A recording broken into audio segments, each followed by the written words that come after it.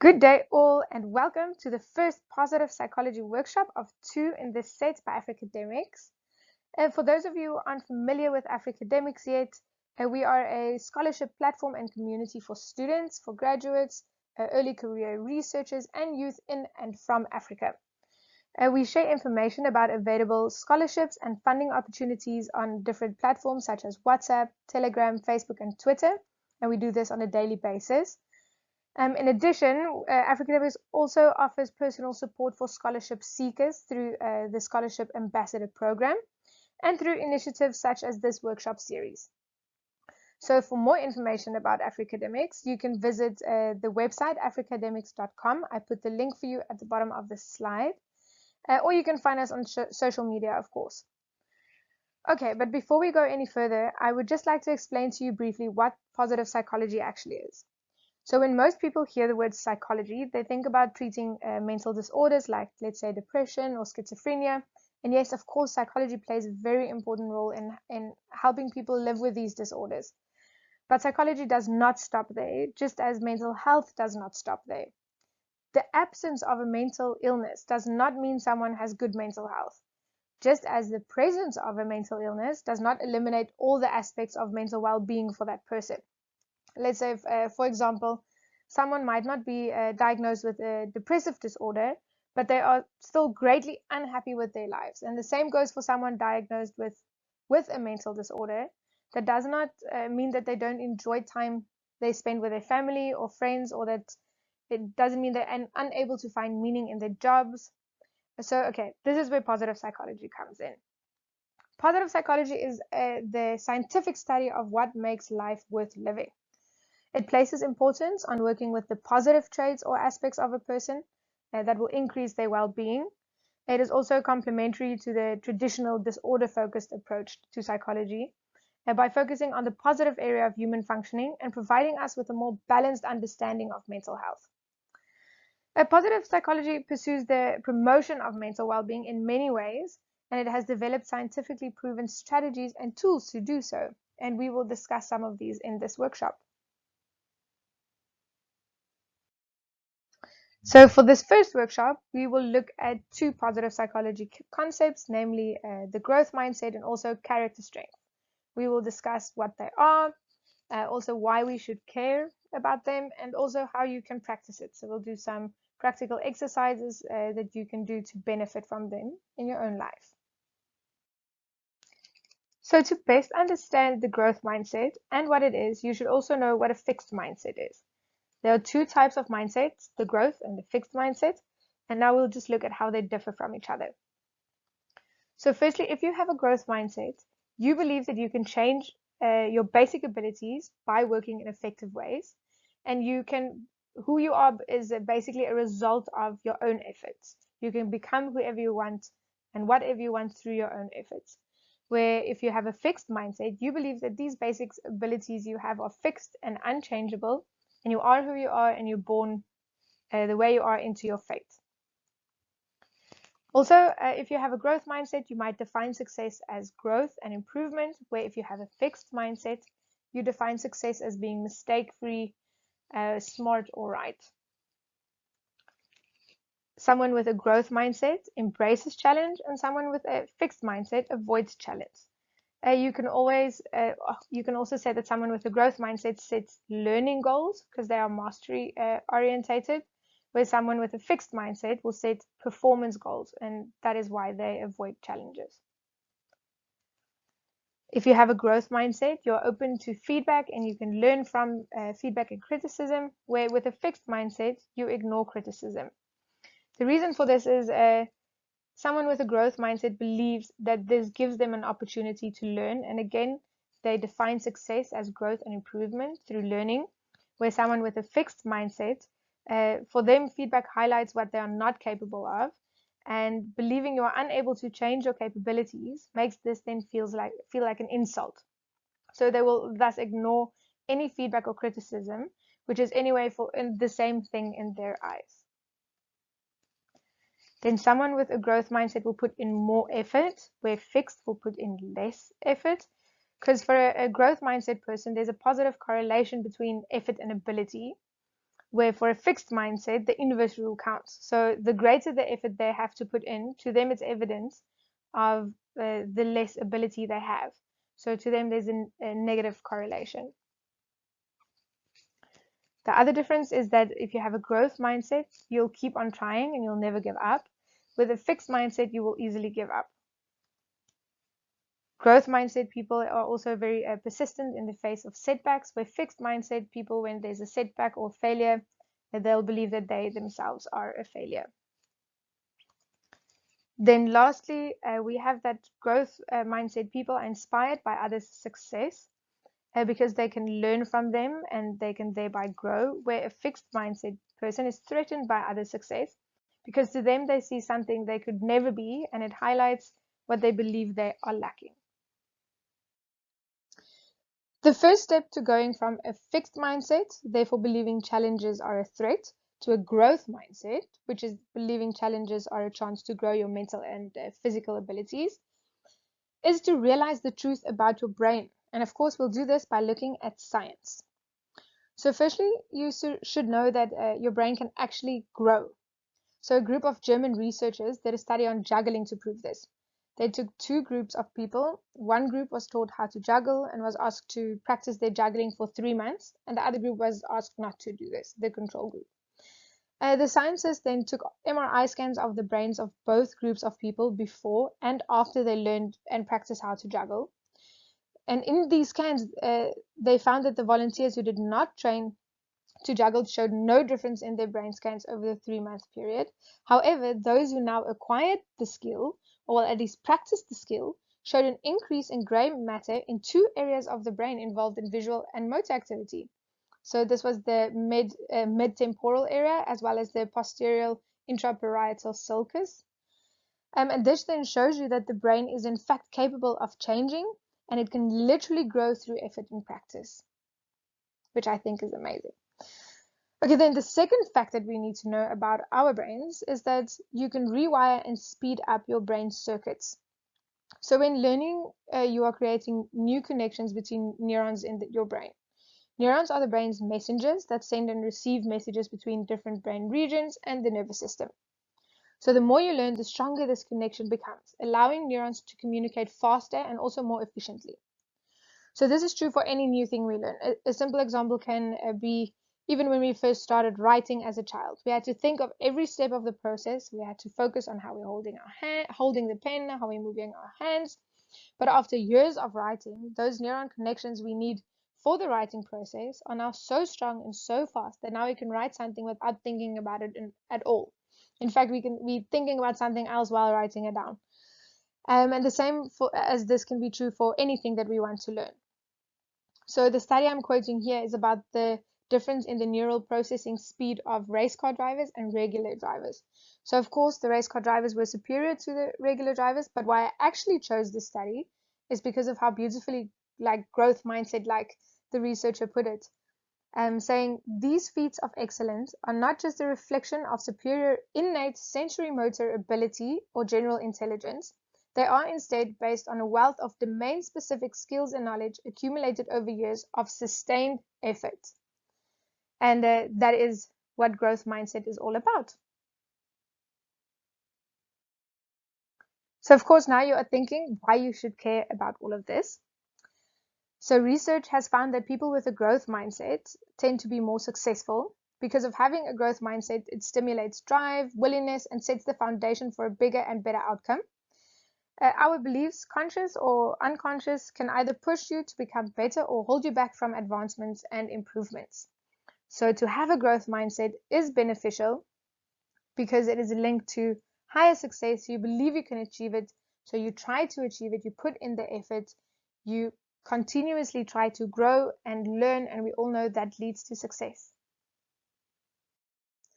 So now let's look at how we can practice and grow our growth mindsets. This exercise's name is Challenge Your Fixed Mindset Voice.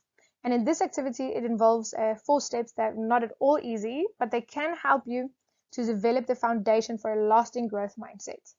So if you're going through something difficult now, and all throughout the workshop so far, you were wondering, am I maybe just having a fixed mindset towards this problem I'm experiencing? then of course use this example in your head now while I go through the steps. Otherwise, you can just listen and learn and then use this exercise at home or in your life whenever you feel it is necessary. Okay, so the first step is to learn to hear your fixed mindset voice. So pay attention to the voice that pops up when you face a new or particularly daunting challenge. This is the voice of your fixed mindset. It likely only has negative things to say about you and your abilities. It might say something like, you really think you can do it, or this is not one of your strengths, just give up and do something else. But then once you've identified that you have this voice and when it comes up, you can move on to the next step, step 2, which is recognize that you have a choice. After realizing that you have a fixed mindset and that it's not necessarily your authentic voice, you will realize that you have a choice in whether to listen to this voice or not. It is up to you to decide what you want, how you want to interpret and respond to challenges, setbacks, criticism, and failure. It's not up to your fixed mindset voice that automatically comes in. So you can tell yourself that you have this choice and you can do your best to believe it. Because as we saw in the science, we are in fact capable. It is just about whether we believe this about ourselves or not. One of my favorite quotes are, don't believe everything you think. And I think it's especially applicable for our fixed mindset thoughts. And this then brings us to step 3. So here I want you to talk back to your fixed mindset voice with your growth mindset voice. When the fixed mindset voice comes nagging at you, then just start talking back to it. Question it, throw doubts on whatever false conclusions it is making, and generally counter it with whatever you can. So it might say, are you sure you can do it? Maybe you don't have what it takes. And then you can respond, I'm not sure that I can do it, but I think I can learn to do it with time and effort. And if it says, what if you fail? You'll be a failure. You can respond with, most successful people had failures along the way. So when you hit an inevitable setback at some point, it might say, this would be so much easier if you only had the talent. And if it does say that, you can respond with it with example, that's wrong. Even those with the greatest inherent talent need to work hard to succeed in their field. So just do whatever you can to challenge that fixed mindset voice and encourage the growth mindset voice. That then brings us to step 4, which is take the growth mindset action. What this looks like is taking on challenges wholeheartedly, learning from your setbacks and trying again, and hearing the criticism and feedback and then taking constructive action. So this you do once you have tons of practice challenging the fixed mindset voice with your growth mindset voice, because then it will become easier to take this growth mindset action. And if you continue listening to both voices and acting on the growth mindset, wherever it's possible, then you'll have an excellent foundation for the right mindset. So just take a moment and try to think where in your life you can benefit from this. Where are you holding yourself back because you're applying a fixed mindset to the situation? And then try and apply this exercise to it. You can also think of who else in your life needs this and go with them through this exercise. Who needs to know that they are more than they think they are and they are capable of change and they can be their best selves. Okay, so usually we'll take a break here and answer some questions, but now that this is a recording, I don't think this is necessary. But this then brings us to our next part of the workshop, which is on character strengths. So as we all know, we all are very different from each other, and we also have different strengths and weaknesses. So now let's look at what the definition of character strengths are within positive psychology. So strengths are ways of behaving, thinking, or feeling that an individual has a natural capacity for, enjoys doing, and which allows the individual to achieve optimal functioning while they pursue valued outcomes. Then you might think, why should you care about this? And this is because research has found that using your core strengths are positively related to, for instance, increase in subjective well-being, an increase in self-esteem, in vitality. It's also negatively related to experience stress. And then in the work context, which is very important, it is associated with better work performance, with increase in job satisfaction, as well as work engagement. But the most important thing that if we use our strengths is that it energizes us. And this means that we can put more effort into what we are doing and consequently get better results. We can also use our strengths to gain energy after doing a task that depletes it a bit. Use it strategically. So it is obvious that using our character strengths is very, very beneficial, but we can't use them purposefully if we don't know what they are. So here we see all the 24 character strengths that research identified as universal across the world in all cultures and nationalities. And we will discuss them one for one now. But first, just take a second to scan over them and take a guess by yourself what you think your top 5 strengths are. So you can pause the video, quickly look at it, and then later I will give you a link to a questionnaire where you can actually identify your top strengths. So pause it, take a second, decide which ones you think you have, and then you'll find out later if you were correct or not. So we all possess all these 24 strengths to a degree, but some to a higher degree than others. And also your bottom strengths are not considered your weaknesses. They're just lesser strengths, but they are still strengths as they're present in all of us. Okay, but let's go through the strengths and see what they look like within a person, and then in more detail. So the character strengths identified are divided into 6 classes of virtues. So these 6 virtues include wisdom, courage, humanity, justice, temperance, and transcendence, all written to the left in blue, as you can see here. But now let's just look at the 6 virtues and the character strengths that are classified underneath each. So firstly, we have wisdom. Those who score high in the area of wisdom tend to have cognitive strengths that leads them to not only acquire knowledge, but also to use them in creative and useful ways. So an overview of these under wisdom are creativity, firstly. So creative people think of novel and productive ways to conceptualize and do things. And this includes artistic achievement, but of course it's not just limited to that, because creativity is useful all over. Then we have curiosity. So curious people take an interest in ongoing experience for its own sake. They find many different subjects and topics fascinating, and they're also good at and enjoy exploring and discovering. Then we have judgment. So people who are good at judgment or has a core strength of judgment, they think things through and they examine them from all sides. They do not jump to conclusions, and they are able to change their mind very easily in light of new evidence. And they also weigh all evidence fairly. Then we have a love of learning. So people with a love of learning loves mastering new skills and topics and new bodies of knowledge.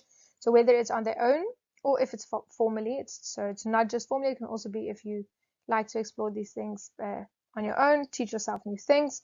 So yes, this relates, of course, to the strength of curiosity, but it goes beyond it, as these people have the tendency to add systematically to what they know. They are really the lifelong learners. Okay, then we have lastly under wisdom, perspective. So people who have a strength in perspective are able to provide wise counsel to others, and they have ways of looking at the world that make sense, not just to themselves, of course, but also to others. Okay, so now this brings us to the virtue of courage. People who score high in courage have emotional strength that allows them to accomplish goals despite any opposition they face, whether this is internal or external. But yeah, let's just look at them. So firstly, we have bravery. So brave people do not shrink away from threats, challenge, difficulty, or pain. They speak up for what's right, even if there's an opposition. They act on convictions, even if it's unpopular. And bravery here includes physical bravery, but of course is not limited to it. Then we have perseverance. So having the strength to persevere means you are good at and like finishing what you started. You persevere in a course of action in spite of obstacles. You like completing tasks as they come up to get it done, get it out of the door, and you truly take pleasure in completing tasks. So it's not so much procrastination here. Then we have honesty. So honest people speak the truth, of course, but more broadly, they present themselves in a genuine way and they act in a sincere way. So they are themselves without pretense, and they take responsibility for their feelings and actions. Then we have zest. So people with zest, they approach life with excitement and energy, and they do not do things halfway or half-heartedly. They feel like living life is an adventure and they always feel alive and activated and ready to do everything. So here we have the virtue of humanity. So those who score high in humanity have a range of interpersonal strengths that involves caring for and befriending others. But yeah, let's look at their strengths. So firstly, we have love. The strength of love means that you value close relationships with others, in particular those relationships in which sharing and caring are reciprocated as well, and you enjoy being close with people. Then we have kindness. So kind people like doing favors and good deeds for others, or helping them or taking care of them.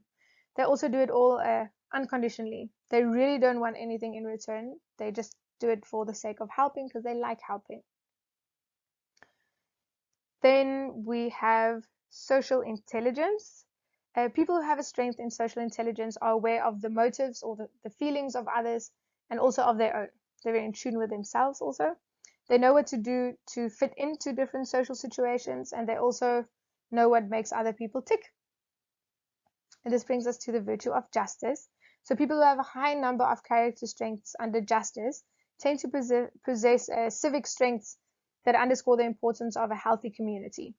So let's look at them. First, we have teamwork. So someone with teamwork as a core strength works well as a member of a group or a team, of course. And they are very loyal to the group, and they always do their share. They always bring their part within the group.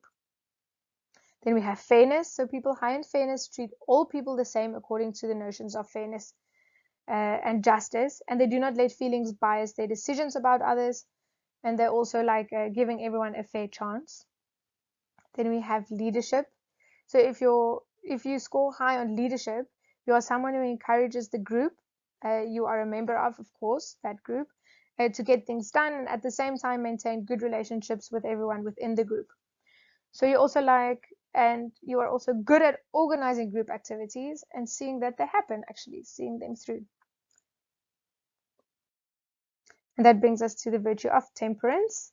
So those who score high on a number of characteristics that fall under temperance tend to have the strength that protects against like the excess in life. These character strengths are firstly forgiveness. So people that has a high core strength in forgiveness, they easily forgive those who have done them wrong, and they accept others' shortcomings. They also give people a second chance easily. They're also not very vengeful. Then we have humility or modesty. So modest people let their accomplishments speak for themselves, and they don't regard themselves as more special than others or more special than they actually are. Then we have prudence. So this is about being careful about one's choices and not taking unnecessary risks. Also not saying or doing things that might later be regretted. And then self-regulation. So people with this strength are good at regulating what they feel and do, and they're very disciplined and enjoyed being so disciplined. So some people might feel sorry for them. It looks boring to others, but actually this is not the case. They enjoy their discipline and their strict routines.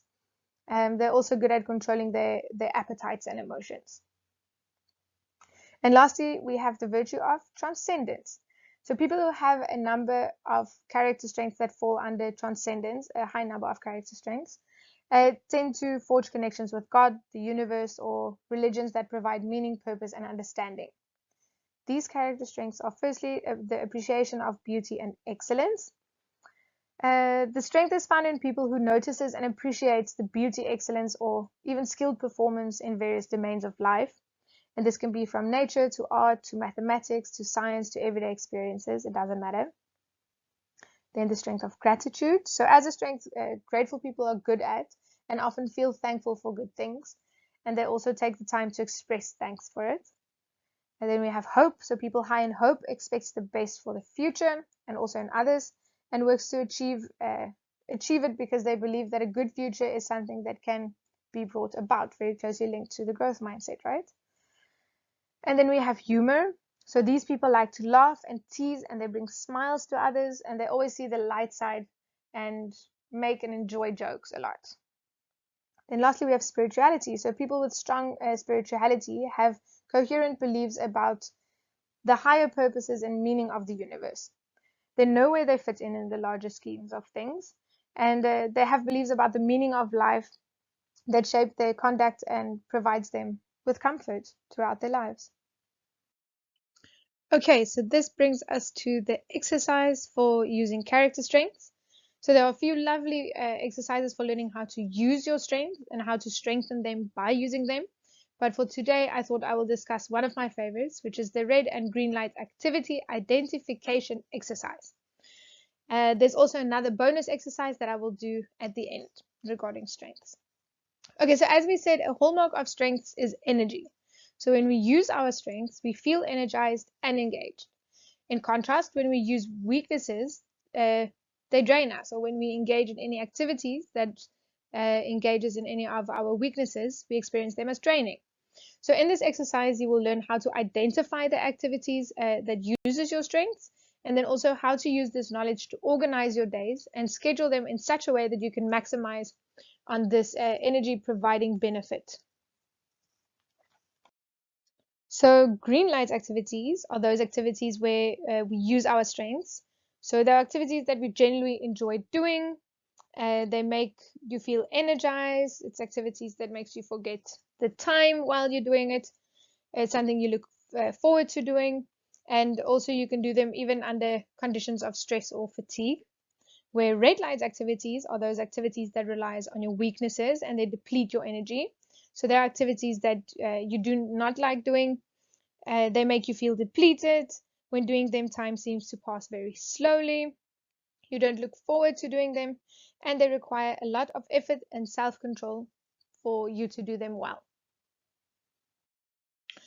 So I would like to ask you that during the upcoming week, record your green and red moments daily.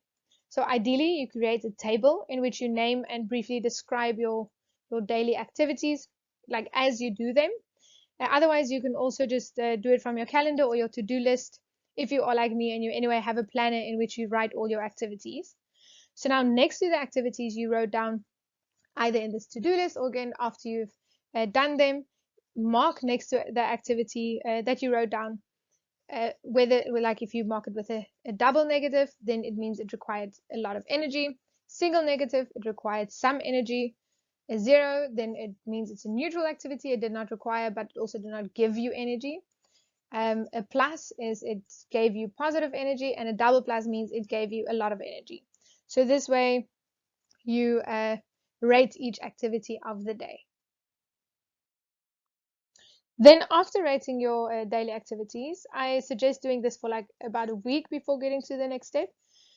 So take a very close look at the activities and how they made you feel, how you rated them. Now group your activities in a table into either green or red activities and start scheduling your days accordingly. So here's an example of some of mine and how I rated them. I said that doing research for my thesis is a green light activity. Uh, Exercising or going for a walk, definitely green light, gives me a lot of energy, and also journaling. Where my red light activities is actually doing the writing on my thesis. It drains a lot of energy, it takes a lot. Answering my work emails as well as resisting my first coffee.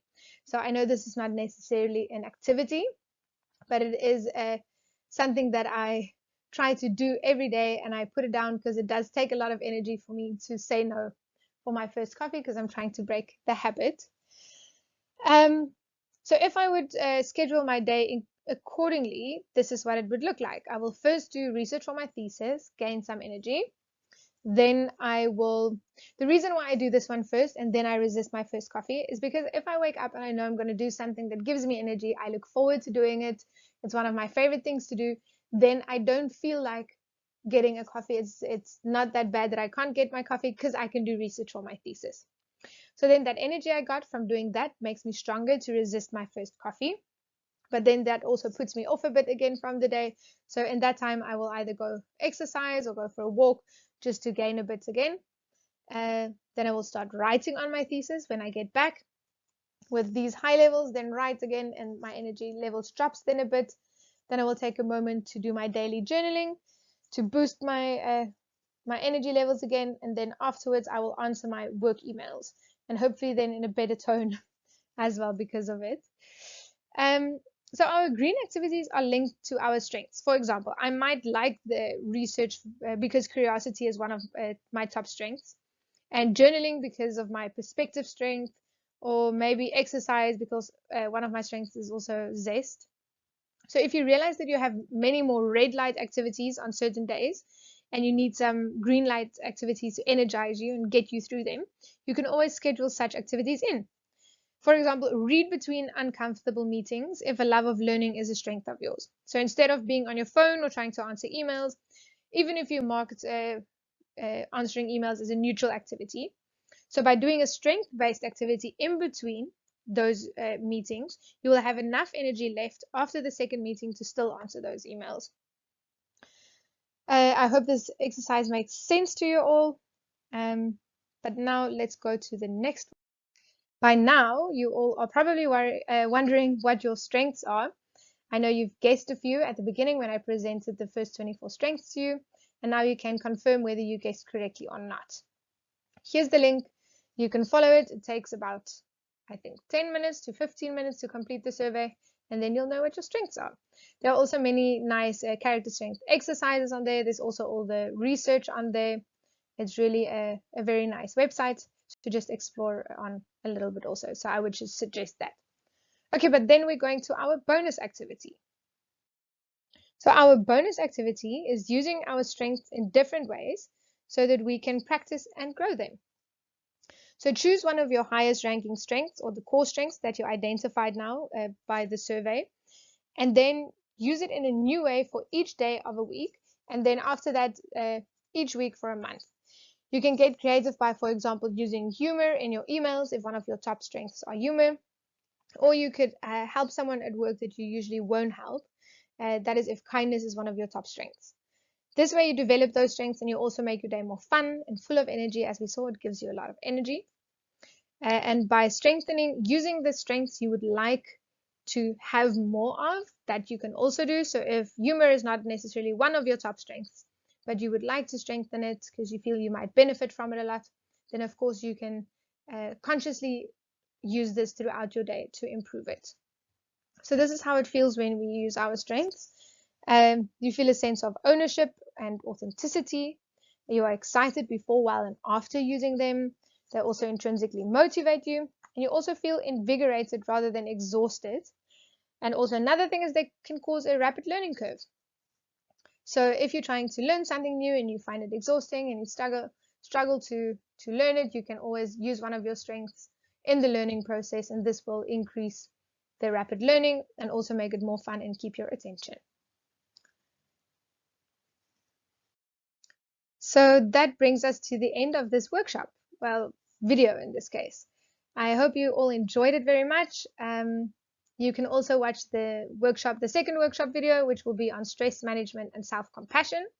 And if you have any questions regarding any of these concepts discussed in this workshop, please feel free to email me at laura@africademics.com.